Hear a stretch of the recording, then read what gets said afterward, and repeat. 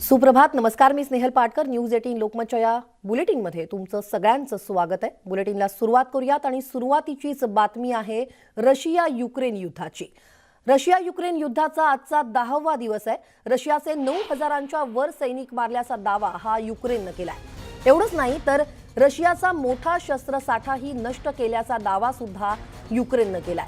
Ukraine सैन्याने रशियाचे 251च्या वर रणगाडे नष्ट केलेत, तर रशियाची 939 कॉम्बॅक्ट मशीन उद्ध्वस्त केल्याचा दावा देखील युक्रेननं केलाय. अनेक लढाऊ विमानं आणि हेलिकॉप्टर्सही नष्ट केल्याचा युक्रेननं दावा केलाय. तेव्हा युक्रेननं मोठा दावा केलेला आहे. 9,166 सैनिक मारल्याचा दावा केलाय. 251 टँक नष्ट केलेत, 939 कॉम्बॅट मशीन नष्ट केल्यात, तर 37 हेलिकॉप्टर्स आणि 33 एअरक्राफ्ट तर 3 ड्रोन हे युक्रेननं नष्ट केलेले आहेत असा दावा युक्रेनकडून करण्यात आलाय.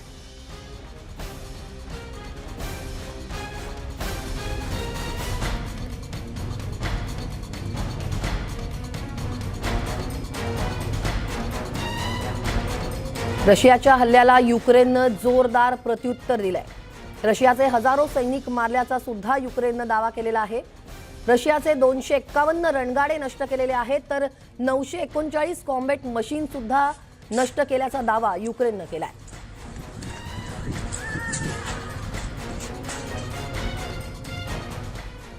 आणि आता बातमी आहे रशिया आणि युक्रेन युद्धाची. युद्धाचा आजचा 10वा दिवस आहे. रशियाने युक्रेनवर हल्ले केलेले आहेत. ते हल्ले अजूनही सुरूच आहेत. त्यातच युक्रेनचे राष्ट्राध्यक्ष देश सोडून पळाले असल्याचा दावा एकीकडे रशियाने केलेला आहे. मात्र रशियाचा दावा झेलेन्स्की यांनी फेटाळून लावलाय. मी युक्रेनमध्येच आहे असं झेलेन्स्की यांनी व्हिडिओ संदेशातून माहिती दिलेली आहे. तेव्हा रशियानं जो दावा केलेला आहे तो दावा झेलेन्स्की यांनी फेटाळून लावलाय. Кожні 2 дні з'являється інформація, що я кудись втік з України, з Києва, з офісу. Ось бачите, я знаходжусь тут, на місці. Андрій Борисович тут. Ніхто нікуди не втік. Ось. Тож ми працюємо.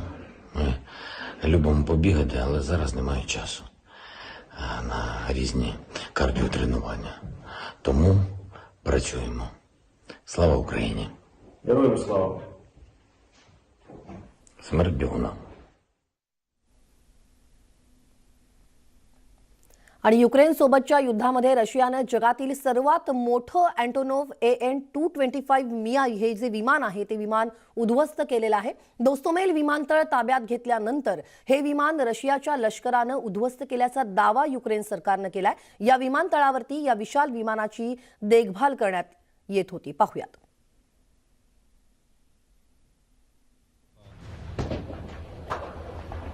हे दृश्य आहे युक्रेनच्या होस्टेमेल विमानतळावरचं.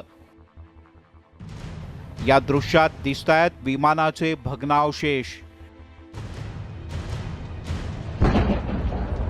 आणि इथे पसरलेल्या आगीचे भीषण लोळ.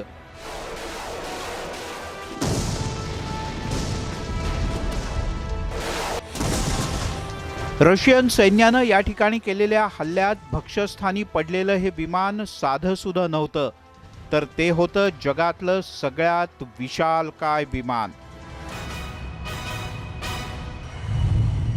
या विमानाचं नाव होतं अँटेनोव्ह AN-225 मिया. मुळात हे एक मालवाहू विमान. त्याचा वेग ताशी 800 किलोमीटर इतका होता. हे विमान अतिशय अवजड वस्तू जगाच्या कोणत्याही कोपऱ्यात सहज पोहोचवू शकत होतं. तब्बल 640 टन वजन वाहून नेण्याची या विमानाची क्षमता होती. विमानाच्या पंखांचा विस्तार आतापर्यंतच्या सर्व विमानांमधला सर्वात अवाढव्य, कारण या विमानाच्या पंखांचा आकार होता 88 मीटर. एवढंच काय, 6 इंजिन असलेलं जगातलं हे एकमेव विमान होतं.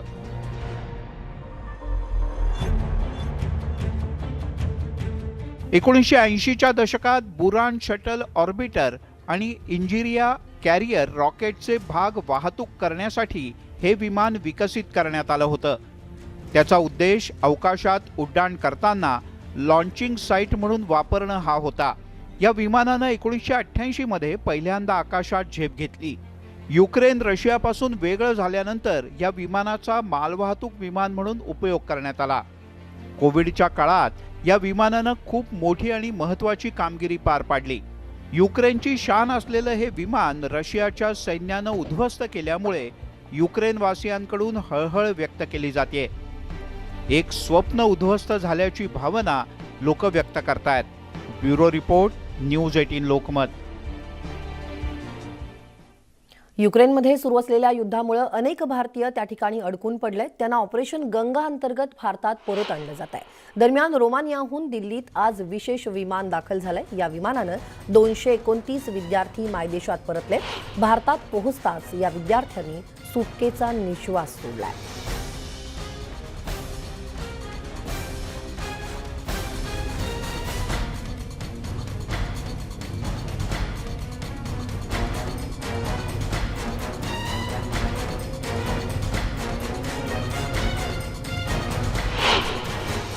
I was stuck in the Kyiv from 24th of the Feb, and from there we somehow made our way to Romania border, and from that government helped us to come here. Government ने हमें बहुत help KIA, पर Romania border से दिल्ली आने तक, पर actually उन्हें जो help करना चाहिए था, जहाँ पे एक्चुअली वॉर हो रही है, जहाँ पे ब्लास्ट हो रहा है, वहाँ से हेल्प इवैक्यूएशन होनी चाहिए थी. अभी भी मेरे फ्रेंड्स जो यूक्रेन में है, एक सिटी में सुमी पोस्टिन, वहाँ पे फंसे हुए हैं. वहाँ पे लगातार बॉम्ब्स हो रहे हैं, पर उनकी अभी कोई हेल्प नहीं है. लग रहा है और सच में बहुत ही ज़्यादा धन्यवाद करना चाहूँगी सरकार का कि सबके बच्चे उन्होंने मतलब इतना पेन लेके वापस लाए हैं. नहीं तो पेरेंट्स तो बिल्कुल हेल्पलेस थे. हम पैसे से भी कुछ भी नहीं कर पाते, बच्चे को कैसे वापस लाते. तो वास्तव में सच में देश को ऐसी सरकार की ज़रूरत है जो मतलब केवल अपने बारे में नहीं सोचती, पूरे देश के बारे में हर जनता मतलब जातिवाद, राष्ट्रवाद सबसे ऊपर उठ के उन्होंने सोचा है. वास्तव में बहुत अच्छा लग रहा है और उम्मीद करती हूँ कि जिसका भी बच्चा हुआ है, सभी के बच्चे उनके पेरेंट्स के पास पहुँच जाए. ला रही है बहुत अच्छा है, बट बहुत बच्चे अभी भी जो खारकव डिस्ट्रिक्ट है जो मेन है उसमें फंसे हैं, तो उनका कोई आने जाने का बॉर्डर की तरफ है नहीं, क्योंकि खारकव से बॉर्डर लगभग 700-800 किलोमीटर पड़ता है. तो बाहर फाइट हो रही है, तो वो बच्चे उधर ही फंसे हुए हैं अभी भी. तो उनका सिस्टम तो चल रहा है कि रशिया के तहत उनको निकाला जाए, रशिया बॉर्डर से, बट अभी तक देखते हैं. आणि वाशीमधील 4 विद्यार्थीही युक्रेनमध्ये अडकले होते. त्यातलाच साबीर पठाण हा विद्यार्थी त्याच्या आता मूळ गावी पोहोचलाय. साबीर हा युक्रेनमधील टर्पोपिल राष्ट्रीय वैद्यकीय विद्यापीठात वैद्यकीय शिक्षण घेत होता. साबीर 2.5 महिन्यांपूर्वीच युक्रेनला गेला होता. हजारो भारतीय विद्यार्थ्यांसोबत 25 ते 30 किलोमीटरची पायपीट करत युक्रेन शेजारील रोमानिया या देशात तो दाखल झाला. ऑपरेशन गंगा अंतर्गत साबीरला भारतात आणलं गेलंय. साबीरच्या वडिलांनी भारतीय दूतावास आणि केंद्र सरकारचे आभार मानलेत.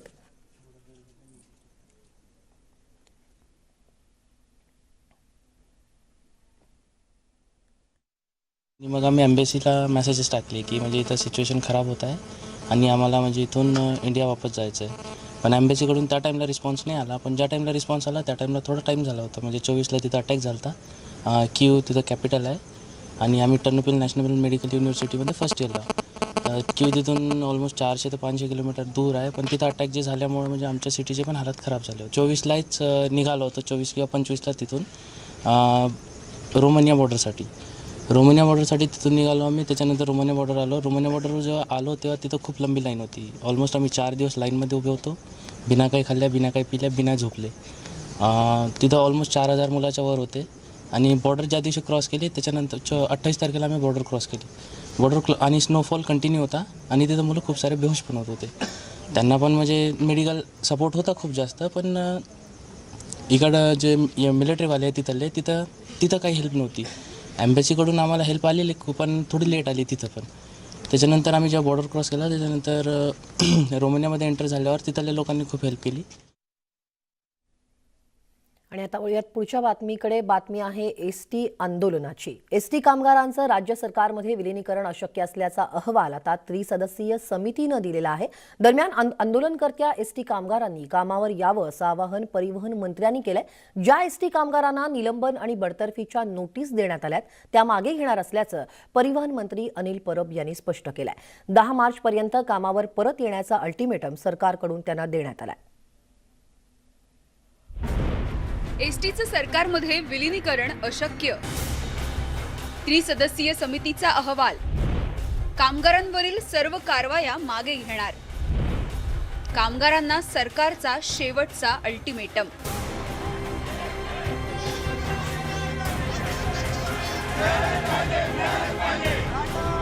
राज्य सरकारमध्ये विलिनीकरणाच्या मागणीवरून 3 महिन्यांपासून राज्यातील एसटी कर्मचाऱ्यांचं आंदोलन सुरू आहे. याबाबत नेमण्यात आलेल्या त्रिसदस्यीय समितीने दिलेला अहवाल परिवहन मंत्री अनिल परब यांनी विधिमंडळामध्ये मांडला. या अहवालात एसटी कर्मचाऱ्यांचं राज्य शासनामध्ये विलिनीकरण अशक्य असून कर्मचाऱ्यांना शासकीय लाभ देता येणार नाही असं नमूद करण्यात आलंय. एसटी कर्मचाऱ्यांच्या वेतनासाठी बजेटमध्ये 4 वर्ष तरतूद करा अशा शिफारसी या समितीने केल्यात. या अहवालामध्ये जी मूळ कर्मचाऱ्यांची मागणी होती की एसटी कर्मचाऱ्यांचं राज्य शासनामध्ये विलिनीकरण करावं, ही मागणी त्रिसदस्यीय समितीने अमान्य केलेली आहे. ही मागणी त्यांची फेटाळून लावण्यात आलेली आहे. एसटी कामगारांनी 10 मार्चपर्यंत कामावर यावं. आंदोलनकर्त्या एसटी कर्मचाऱ्यांना देण्यात आलेली निलंबनं आणि बडतर्फीची नोटीस मागे घेतली जाईल असं आश्वासन सुद्धा अनिल परब यांनी दिलंय. या कर्मचाऱ्यांना पुन्हा एकदा आवाहन करतो की आपण कामावर यावं. ज्या कर्मचाऱ्यांवरती कारवाई झालेली नाही किंवा ज्यांना कुठल्याही प्रकारची पत्र दिली गेलेली नाही अशा कर्मचाऱ्यांनी ताबडतोब कामावर यावं. जे कर्मचारी निलंबित झालेले आहेत यांचं निलंबन मागे घेतलं जाईल, त्यांनी कामावर यावं. ज्या कर्मचाऱ्यांना बडतर्फीची नोटीस दिली गेली आहे त्या कर्मचाऱ्यांची बडतर्फीची नोटीस मागे घेतली जाईल, त्यांनी कामावर यावं. यानंतरही जे कामावर हजर राहणार नाहीत त्यांच्यासाठी वेगळ्या पर्यायांचा विचार करावा लागेल असा इशारा सुद्धा परिवहन मंत्री अनिल परब यांनी दिला. एसटीचं प्रचंड मोठं नुकसान या संपामुळे झालेलं आहे आणि हे नुकसान आणखीन वाढू देऊ नये, लोकांना अजूनही जास्त त्रास होऊ नये यासाठी आम्ही ह्या केलेल्या कारवाया देखील मागे घेत आहोत. परंतु ह्या कारवाई मागे घेताना यापुढे जर लोकांना जर असं वाटलं की कामावर येऊ नये तर आम्हाला वेगळे पर्याय वापरावे लागतील आणि त्याची जबाबदारी एसटी कर्मचाऱ्यांची असेल. दरम्यान एसटीच्या मुद्द्यावरून विरोधकांनी सरकारवरती टीका करत सरकारनं याबाबत भूमिका स्पष्ट करावी अशी मागणी केली आहे. नकारार्थी अहवाल आल्याच्या नंतर सरकार नेमकं काय करणार याची स्पष्टता द्यावी. कारण तेव्हा कोर्टाच्या आड धडत होतं, सरकार समितीच्या आड धडत होतं. अहवाल होकारार्थी आला तर आम्ही विलिनीकरण करू, नकारार्थी आला तर आम्ही राज्य शासनाचं कर्मचाऱ्यांना जे मिळतंय ते एसटी कर्मचाऱ्यांना देऊ. आता सरकारनं नेमकी काय भूमिका घ्यायची ती त्यांनी ताबडतोब स्पष्ट करावी आणि त्यांनी भूमिका स्पष्ट केल्याच्या नंतर आम्ही आमची भूमिका कर्मचाऱ्याच्या बाजूने ठामपणे सदाभाऊ खोत आणि आम्ही भारतीय जनता पार्टी घेऊ. एसटी कर्मचाऱ्यांच्या आंदोलनानंतर आतापर्यंत 28,000 कर्मचारी कामावर परतले आहेत. मात्र विलिनीकरणाबाबत काय निर्णय होतोय याकडे लक्ष ठेवून असलेले हजारो कर्मचारी अजूनही कामावरती परत आलेले नाहीत. विलिनीकरणाची मागणी समितीनं फेटाळल्यानं एसटी कर्मचाऱ्यांना आता मोठा धक्का बसलाय. त्यामुळे सरकारनं दिलेला शेवटचा अल्टिमेटम मान्य करून एसटी कर्मचारी आता पुन्हा कामावर रुजू होणार का हे पाहणं महत्त्वाचं ठरेल. Bureau report, news 18 Lokmat. आणि आता बातमी पाहणार आहोत जी तुमच्या अंगावर शहारे आणेल. कल्याणमधील खडवलीमध्ये एका तरुणाला बेदम मारहाण करण्यात आली आहे. भिवंडीमध्ये राहणारा उमेश पाटील हा खडवली नदीत अंघोळ करण्यासाठी आला होता. त्यावेळी इथं असलेल्या तरुणांसोबत त्याचा वाद झाला. तुम्ही या दृश्यांमध्ये पाहू शकतायत की हे टोळकं कशा प्रकारे या तरुणाला मारहाण करताय. या टोळक्यानं उमेशची कॉलर पकडून त्याला मारहाण केली आहे. त्याला जमिनीवरही पाडण्यात आलाय. इतकंच नाही तर या टोळक्यातल्या एकानं उमेशच्या डोक्यात दगड घातलाय. यात उमेश जबर जखमी झालाय. त्याच्यावर उपचार करून त्याला सोडून देण्यात आलं अशी माहिती पोलिसांनी दिली आहे. तर ही जी टोळी आहे ती टोळी अंमली पदार्थांचं व्यसन करणारी असल्याचंही पोलिसांनी सांगितलंय. टिटवाळा पोलिसांनी या प्रकरणात एकाला आतापर्यंत अटक केली आहे. या मारहाणीचा व्हिडिओ सध्या सोशल मीडियावरती व्हायरल होतोय. कल्याणमधील खडवलीमधली ही घटना आहे.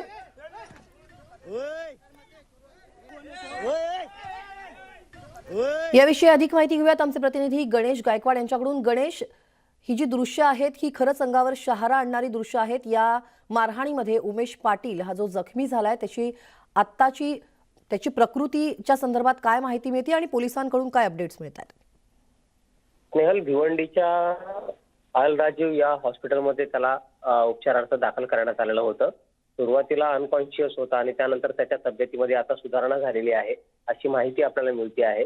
उमेश पाटील हा भिवंडी परिसरात राहणारा आहे आणि खडवली नदीमध्ये तो पोहण्यासाठी आला होता 28 तारखेला. आणि त्याच दरम्यान या ठिकाणी जे काही तरुण होती, 4 तरुण मंडळी होती, त्यांनी वाटेत त्यांना अडवलं आणि तुम्ही भिवंडी परिसरातून खडवली नदीवर का पोहायला येता अशा प्रकारचा जाब विचारला आणि त्याच्यामध्ये त्यांचा वादविवाद झाला. आणि या वादविवाद नंतर त्याचं पर्यावसन हे हाणामारीत झालं. आणि आपण पाहिलं असेल की व्हिडिओमध्ये स्पष्ट दिसतोय की जो बाबू वाघे म्हणून हा जो आरोपी आहे त्याने दगड उचलून त्याच्या डोक्यात टाकलेला आहे उमेशच्या. मात्र स्वतःला वाचवण्यासाठी जेव्हा उमेशने हात पुढे केला त्यावेळेस त्याचे 3 जी बोटं आहेत हाताची ती फ्रॅक्चर झालेली आहेत आणि डोक्याला देखील मार लागलेला आहे. या संदर्भात उमेशनं किंवा त्याच्या नातेवाईकांनी पोलीस तक्रार दाखल केली नव्हती. मात्र हा व्हिडिओ जेव्हा व्हायरल झाला त्याची गंभीर दखल घेत टिटवाळा पोलिसांनी या जखमीचा शोध घेतला. तो भिवंडीच्या एका रुग्णालयात ऍडमिट होता आणि त्याच्यानंतर त्याचा जबाब घेऊन 4 जणांवर गुन्हा दाखल करण्यात आला आणि मोठ्या प्रयत्नानंतर यातील बाबू वाघे जो आरोपी आहे त्याला अटक करण्यात आलेली आहे. तर 3 आरोपीचा अजून शोध टिटवाळा पोलीस घेत आहेत. धन्यवाद गणेश, तुम्ही दिलेल्या या सविस्तर माहितीबद्दल. तेव्हा कल्याणमधील खडवलीमधली ही घटना आहे. एका टोळक्यानं तरुणाला बेदम मारहाण केली आहे. या प्रकरणी आतापर्यंत एकाला अटक करण्यात आली आहे तर उर्वरित 3घांचा शोध सुरू आहे.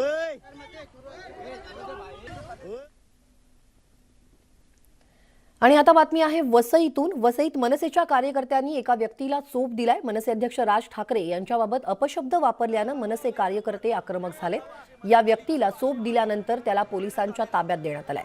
कल्याणमधील एका महिलेनं डाटा एंट्रीचं काम मिळवण्यासाठी वसईतील एका कंपनीत 1200 रुपये भरले होते. त्यानंतर या महिलेनं काम पूर्ण झाल्यानंतर या कंपनीकडे कामाचे पैसे मागितले. मात्र कामात खूप चुका आहेत असं सांगून या व्यक्तीनं पैसे द्यायला नकार दिला. त्यामुळे या महिलेनं मनसेकडे तक्रार करेन असं सांगितलं होतं. मात्र कंपनीतील या कर्मचाऱ्यांनी महिलेला शिवीगाळ केली आणि राज ठाकरे यांच्याबद्दल अपशब्द देखील वापरले. त्यानंतर वसईतल्या मनसेच्या कार्यकर्त्यांनी या व्यक्तीला चोप दिलाय. राजसाहेबांनी जर तुला काहीच बोललं नाही तर तू राजसाहेबांबद्दल कसं काय बोलला? अरे पण राजसाहेबांनी तुझं काय केलेलं? मग तू राजसाहेबांना का बोलला? अरे पण तू राजसाहेबांबद्दल तुला धमकी दिलेली का कोणी? धमकी दिलेली का कोणी तुला? मग तू अरे ज्या माणसाचा संबंध नाही त्या माणसाला तू कसं काय बोलू शकतो? महिलेनी माझ्यापर्यंत पोहोचवलं. महिलेला पण अभद्र भाषेमध्ये, गलिच्छ भाषेमध्ये बोलण्यात आलेलं तो व्यक्ती आपल्या समोर आलेला आहे. तुझं नाव काय मित्र?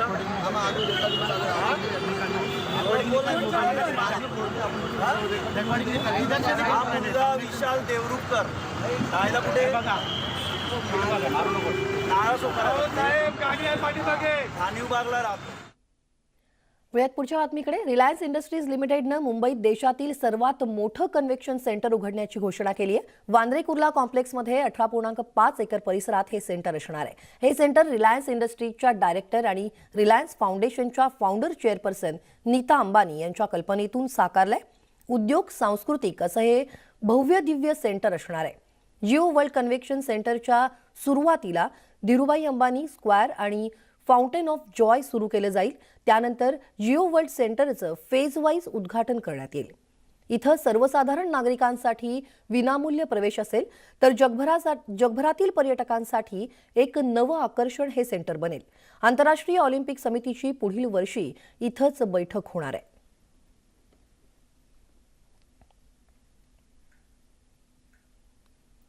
या बातमीसोबतच बुलेटिनमध्ये वेळ झाली इथेच थांबण्याची. ताज्या बातम्यांच्या अपडेट्ससाठी पाहायला विसरू नका न्यूज 18 लोकमत.